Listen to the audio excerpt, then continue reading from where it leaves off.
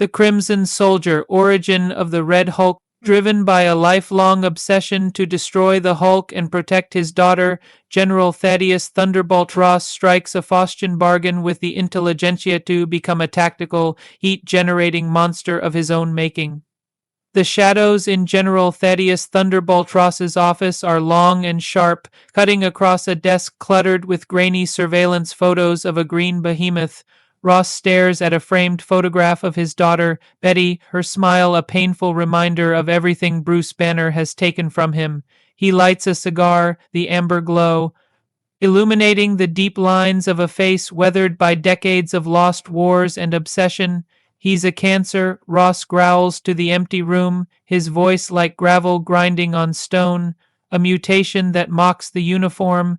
I've chased him across every continent, used every weapon in the arsenal, and still the world trembles. He slams his fist onto the desk, rattling the metals and the whiskey glass. The silence that follows is heavy with the weight of failure. He isn't just a soldier anymore. He is a man who has run out of options, looking for a way to fight a god with nothing but human frailty. A secure line chirps, a sound that shouldn't exist in this private sanctuary. Ross answers, and a distorted, high-pitched voice crackles through the speaker. It is the leader, speaking on behalf of the intelligentsia. General, we share a common nuisance, the voice purrs. You provide the tactical mind, the iron will, and the physical vessel. We provide the means to not just match the beast, but to supersede him. Ross looks at the door, thinking of the chain of command he is about to break. He thinks of the oaths he took. Then he thinks of the Hulk's roar and the way Betty looks at Banner with pity. What is the price? Ross asks. The leader laughs, a sound like glass breaking. Only your humanity, Thaddeus. A small price for the power to finally win your war. Ross doesn't hesitate. Tell me where to go. Deep beneath the Nevada desert, in a facility that officially does not exist, Ross walks through a corridor of humming machinery and glowing containment vats. He is flanked by Miadvok, a nightmare of biology and technology, and the leader, whose oversized cranium pulses with green light. We have refined the process, Miadvok drones, his mechanical voice vibrating in Ross's chest. Banner's transformation was an accident of chaos. Yours will be an act of precision. We will siphon the energy from the Hulk himself, filtering it through cosmic radiation to create something more efficient. Ross strips off his uniform, folding his stars and stripes with a reverence that feels like a funeral rite. He steps toward the glass infusion chamber, his old body scarred and lean.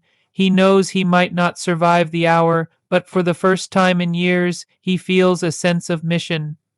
The chamber doors hiss shut, sealing Ross in a tomb of reinforced steel and plexiglass. Outside, the leader begins the sequence. Initiating siphon, he announces. Massive cables, connected to a captive source of gamma energy, begin to thrum. Ross watches as a swirling, crimson gas begins to fill the chamber. It's not the sickly green of the desert test site. It's the color of arterial blood, of sunset, of pure rage. He breathes it in, and his lungs feel like they are being filled with molten lead. General, keep your mind focused on the objective. The leader commands over the intercom. Do not let the rage consume the soldier. Control it, direct it. Ross grips the handles inside the tank, his knuckles turning white as the first jolt of cosmic energy strikes his spine. Agony is a pale word for what follows. Ross's DNA is being unzipped and re-stitched in real time. He hears his own bones snapping and lengthening, a wet rhythmic sound that echoes in the small space. His skin feels like it's being scorched from the inside out. In his mind, he sees flashes of the battlefield, the mud of Korea, the jungles of Vietnam, and then the image of the Hulk standing over him, mocking his weakness. The anger he's suppressed for years boils over. His skin begins to darken, turning a deep, angry shade of red. He isn't shrinking back into a frightened man like Banner does. He is expanding, his muscles layering over one another like armor plates. The heat in the room spikes, the air shimmering as he begins to radiate thermal energy like a dying star. The chamber explodes. It isn't an explosion of fire, but of sheer pressure and heat. From the smoke and the twisted wreckage of the Intelligentia's machinery, a hand emerges. It is massive, red, and tipped with black nails. The Red Hulk steps out, standing 7 feet tall, a mountain of crimson muscle. Unlike the Green Hulk, there is no confusion in his eyes. There is only cold, calculating intent. He looks at his hands, turning them over, feeling the incredible power thrumming under his skin. He is hot to the touch, the floor beneath his feet beginning to glow a dull orange. General? The leader asks, hovering closer, his voice tinged with both awe and fear. The Red Hulk looks up, and his voice is a resonant boom that retains the sharp, military cadence of Thaddeus Ross. The general is dead, he says. There is only the mission. To test the asset, the Intelligentsia releases a squad of repurposed Hulkbuster drones into the hangar. The Red Hulk doesn't roar or beat his chest.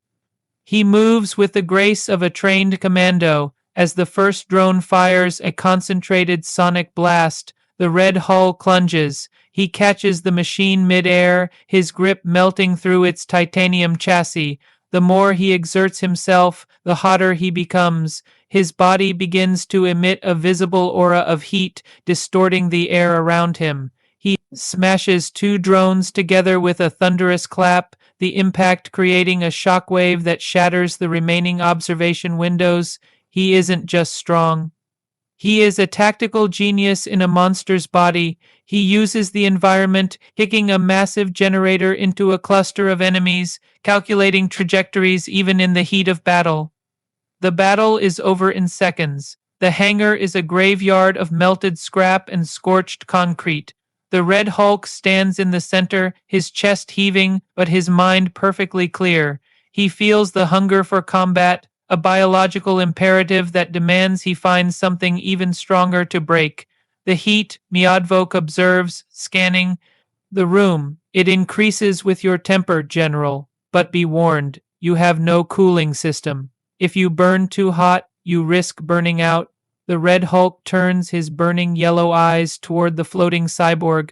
A soldier knows how to manage his resources. He retorts. He focuses, consciously pulling the heat back in, dimming the glow of his skin until he is a dark, matte crimson. He is a weapon that can be holstered, a monster that can think. Ross, as the Red Hulk demands a mirror, he looks at the reflection and sees the monster he spent his life hunting, but he also sees the solution. For decades, he was a man trying to stop a hurricane with a fan.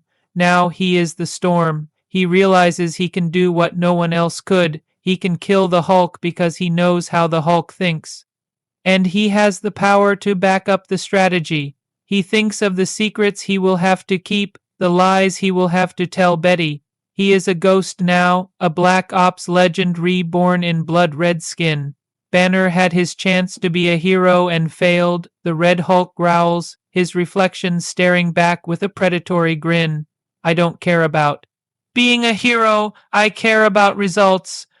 Night falls over the desert as a lone figure walks away from the secret facility. The Red Hulk has reverted to his human form, but the change is different now.